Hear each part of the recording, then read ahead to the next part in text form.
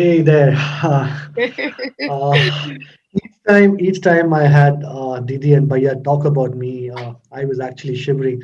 The fear that gets into you when you're in front of your teacher, that cannot be explained. Quickly, I just want to mention three things about Bhaiya and Stanley Bhaiya.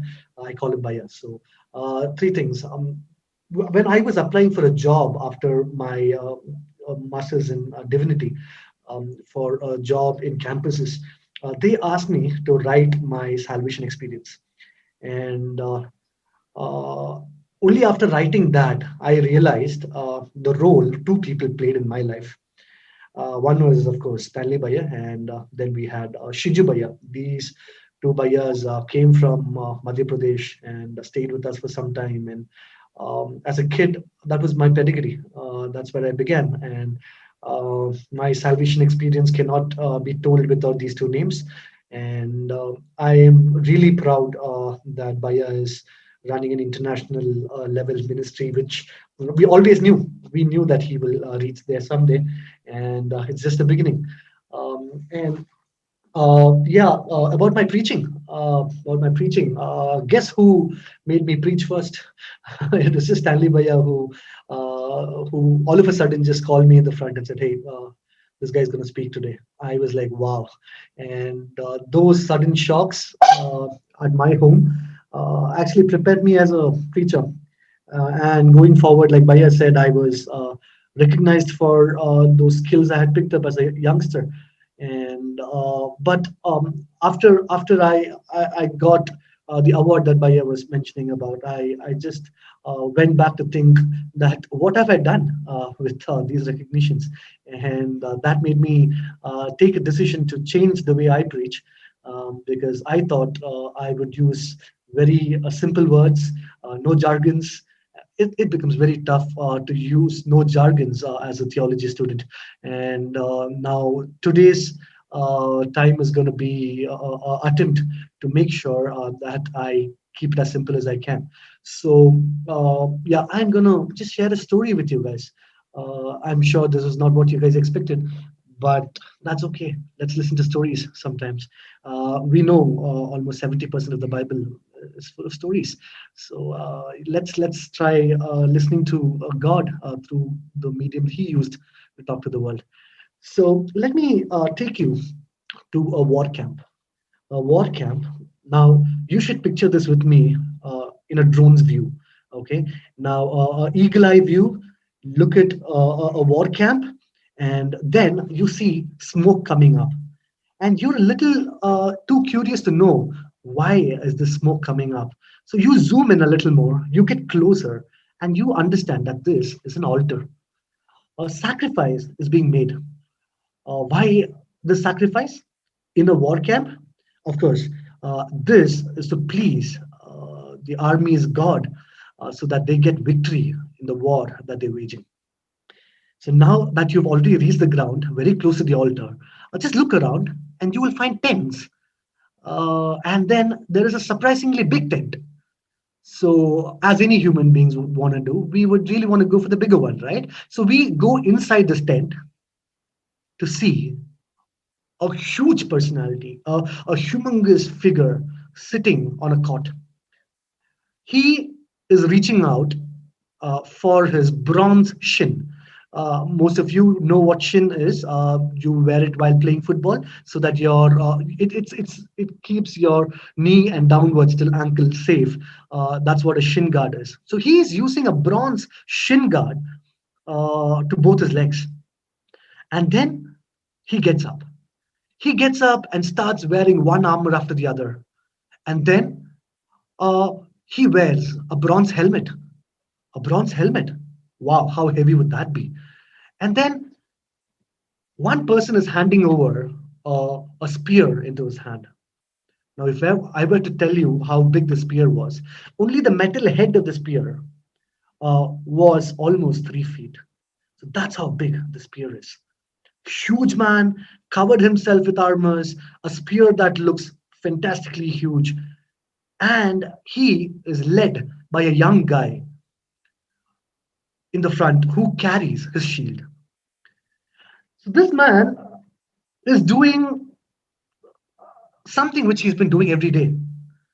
Wake up in the morning, wear these guards, visit the altar, walk to the war field, and deliver a speech.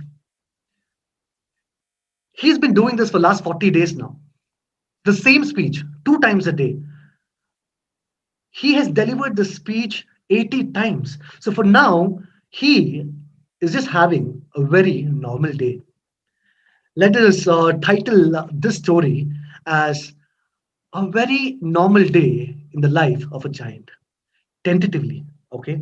Tentatively, let us name, let us title this story as a very normal day in the life of a giant. And this very normal day is followed by the very same activity of going ahead and challenging an army that is on the top of a mountain. He looks up and he says, "Hey, come here, fight me. Let's let's do a single compact." Now, single compact is where, to avoid the bloodshed of many thousand people, they just choose one representative. All right, they choose one representative from each side, and they have a single combat with each other, mostly using their spears and their hands and the shield and all of that. And he is just challenging them like all the other days. But today is going to be a little different, because you should understand who these Philistines are. Philistines are the sea people. They made their way into the coastal area where now Israel is. Their intention was to come and conquer Egypt because they are a very strong army, because they have monopoly on iron. Now you're beginning to understand. Uh, they have the monopoly on iron. Then why is he wearing bronze? Iron is much stronger than bronze. Probably these bronze guards he is wearing are all souvenirs from his past victories. He just wants to tell the world that, hey, look, I have won so many times. Now, winning is just my habit. And it is just a normal day. I'm going to win today also.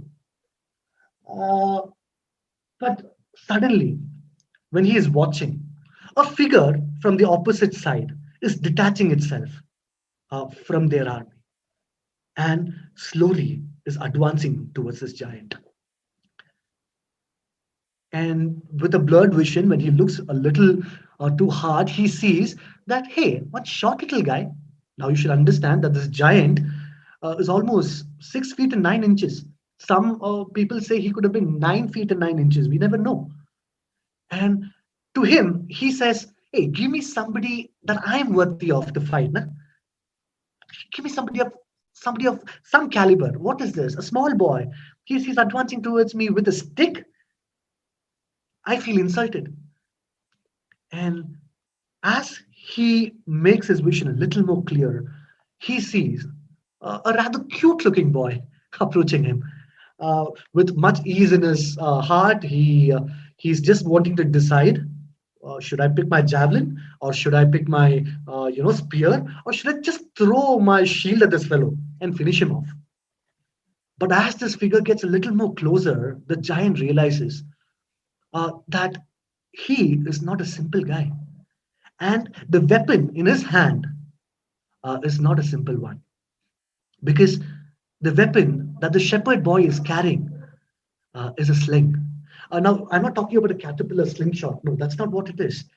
This is a weapon which could be fatal. It could have around 6 revolutions per second.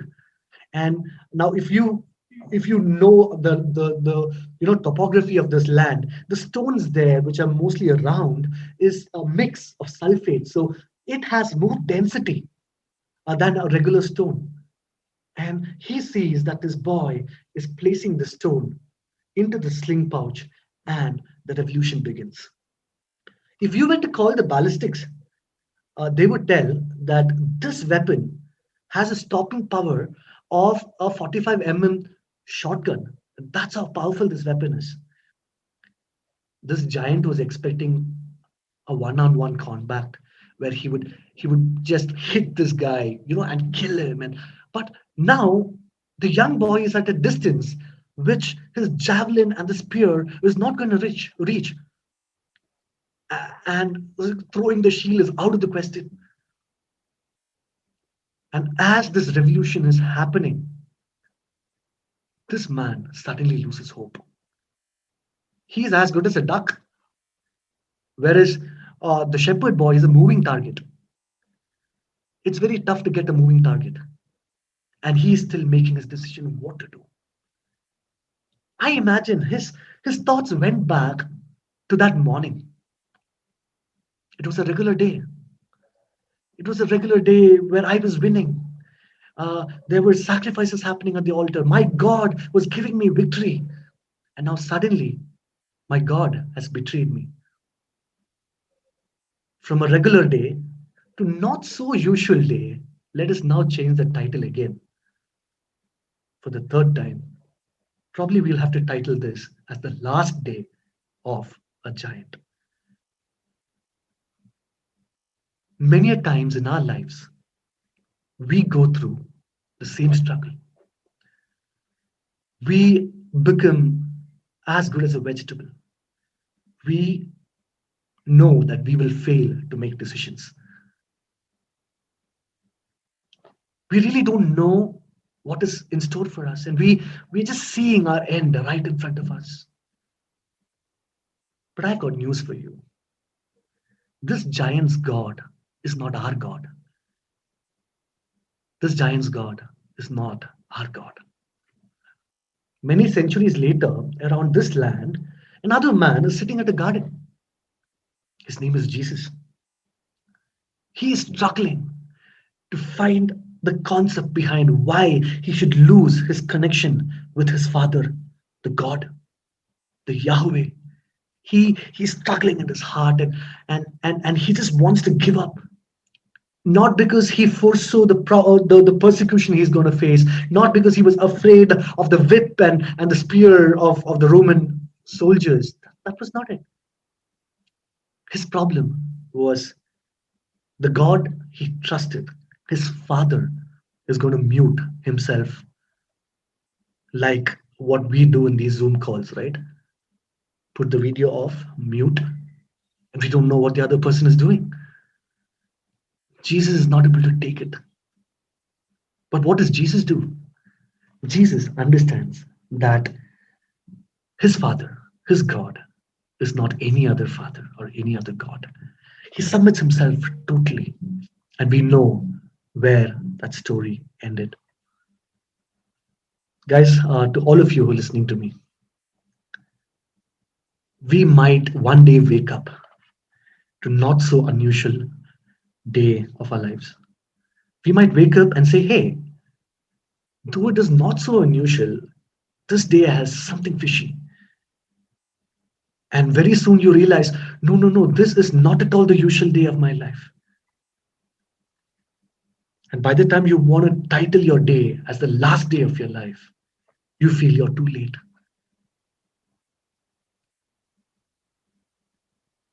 What do we do at a time like that? All we could do is trust our God and believe that our God is not just any other God. We had a span of 1 year that went by, uncertainties all the way. We woke up each morning to fetch for the news to see, did we lose someone? We went to sleep thinking, who am I going to lose tomorrow? Or am I going to be the one? Some of us lost our jobs. Some of us lost the fundings. We didn't know what to do. And probably when you wake up tomorrow, you will want to name your day as the last day. But in that moment, could you please tell yourself that my God is not just any other God? Thank you.